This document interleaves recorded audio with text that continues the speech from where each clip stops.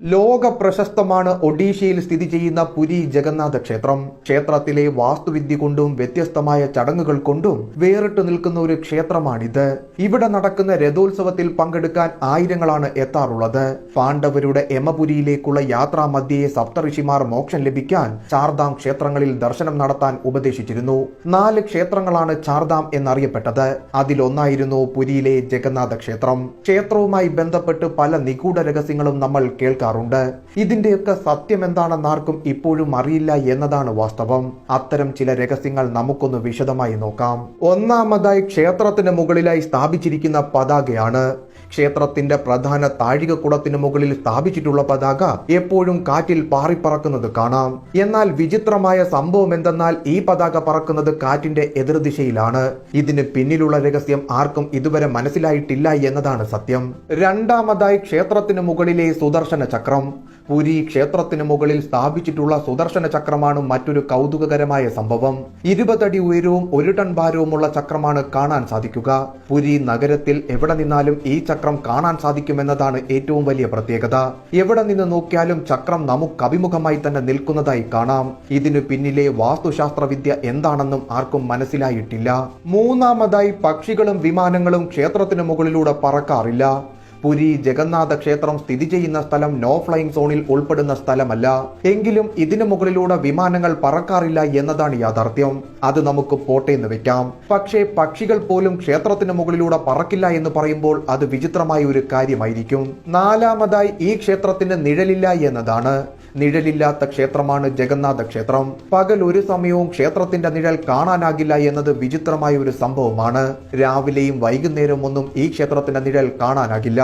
ക്ഷേത്രത്തിന്റെ രൂപകൽപ്പനയെന്ന് ചിലർ പറയുമ്പോൾ ദൈവിക ശക്തിയാണ് നിഴൽ വരാത്തതിന് പിന്നിലെന്ന് ചിലർ വാദിക്കുന്നു. എങ്കിലും സത്യം ഇപ്പോഴും നിഗൂഢമായി തന്നെ തുടരുന്നു. അഞ്ചാമതായി സിംഹദ്വാരത്തിന്റെ രഹസ്യം. ക്ഷേത്രത്തിന് 4 വാതിലുകളാണുള്ളത്.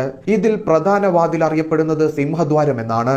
ഈ വാതിൽ വഴി ക്ഷേത്രത്തിനുള്ളിലേക്ക് പ്രവേശിക്കുമ്പോൾ കടലിരമ്പം കേൾക്കാനാകും. എന്നാൽ അകത്ത് പ്രവേശിച്ചതിന് ശേഷം തിരികെ ഇറങ്ങി വീണ്ടും കയറാൻ ശ്രമിച്ചാൽ ഈ ശബ്ദം നമുക്ക് കേൾക്കാൻ കഴിയാറില്ല. ക്ഷേത്രത്തിനുള്ളിൽ നിൽക്കുമ്പോഴും ഈ ശബ്ദം കേൾക്കാനാകില്ല എന്നതും വിചിത്രമാണ്. ആറാമതായി കടൽക്കാറ്റിലെ ദുരൂഹത. ചെറുപ്പം മുതൽ നമ്മൾ പഠിക്കുന്ന ഒരു പാഠമാണ് പകൽ സമയങ്ങളിൽ കാറ്റ് കടലിൽ നിന്ന് കരയിലേക്കും രാത്രികാലങ്ങളിൽ തിരിച്ചുമായിരിക്കുമെന്നത്. എന്നാൽ പുരിയിൽ നേരെ തിരിച്ചാണ് സംഭവിക്കുന്നത്. ഇതിനും കൃത്യമായ വിശദീകരണം നൽകാൻ ഇതുവരെ ആർക്കും കഴിഞ്ഞിട്ടില്ല.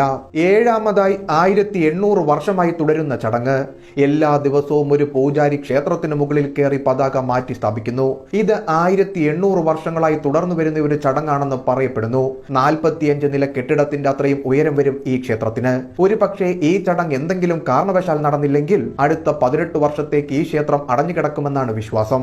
എട്ടാമതായി ഇവിടുത്തെ പ്രസാദം പാഴാകാറില്ല എന്നതാണ്. ക്ഷേത്രത്തിലെ മഹാപ്രസാദം ലോക പ്രസിദ്ധമാണ്. എല്ലാ ദിവസവും ഇവിടുത്തെ പാചകപ്പുരയിൽ 20,000 പേർക്കുള്ള ഭക്ഷണം പാകം ചെയ്യാറുണ്ട്. ഇന്ത്യയിലെ ഏറ്റവും വലിയ പാചകപ്പുരയെന്നാണ് ഇവിടുത്തെ തുറസായ സ്ഥലത്തിൽ സജ്ജീകരിച്ചിരിക്കുന്ന പാചകപ്പുരയെ അറിയപ്പെടുന്നത്. 600 പാചകക്കാരാണ് പുരി ജഗന്നാഥ ക്ഷേത്രത്തിലെ വമ്പനടുക്കളയിൽ പാചകം ചെയ്യുന്നത്. ചില വിശേഷ ദിനങ്ങളിൽ 50,000 പേർക്ക് വരെയുള്ള ഭക്ഷണം ഇവിടെ തയ്യാറാകും. വിവിധ മതവിഭാഗത്തിലുള്ളവർ ഇവിടെ എത്താറുമുണ്ട്. പാചകത്തിനായി മൺപാത്രങ്ങൾ മാത്രമാണ് ഉപയോഗിക്കുന്നതെന്ന പ്രത്യേകതയുമുണ്ട്. ദിവസവും 40 മുതൽ 50 കിൻഡൽ വരെ അരി ആവശ്യമായി വരും. കൂടാതെ പച്ചക്കറികൾ വേറെയും. ഇവിടെ ഇത്രയും ഭക്ഷണം തയ്യാറാക്കുന്നുവെങ്കിലും ഭക്തർക്ക് തികയാതെ വരികയോ അധികമായി പോയി പാഴാക്കി കളയേണ്ടി വരികയോ ചെയ്തിട്ടില്ല. ഒൻപതായി ഇവിടുത്തെ പാചക രീതിയാണ്. മൺകലങ്ങളിൽ വിറകടുപ്പിലാണ് ഇവിടുത്തെ പ്രസാദം പാകം ചെയ്യുന്നത്. ഇതിനായി 7 കലങ്ങൾ ഒന്നിനു മുകളിൽ ഒന്നായി സജ്ജീകരിച്ച് പാചകം ആരംഭിക്കും. എന്നാൽ വിചിത്രമായ ഒരു സംഭവം ഇവിടെയും നടക്കുന്നു. ആദ്യം പാകമാകുന്നത് ഏറ്റവും മുകളിലിരിക്കുന്ന കലത്തിലെ ഭക്ഷണമായിരിക്കും. താഴെയുള്ള കലങ്ങളിലെ ഭക്ഷണം ഒന്നിനു പിന്നാലെ ഒന്നായി പാകമാകും.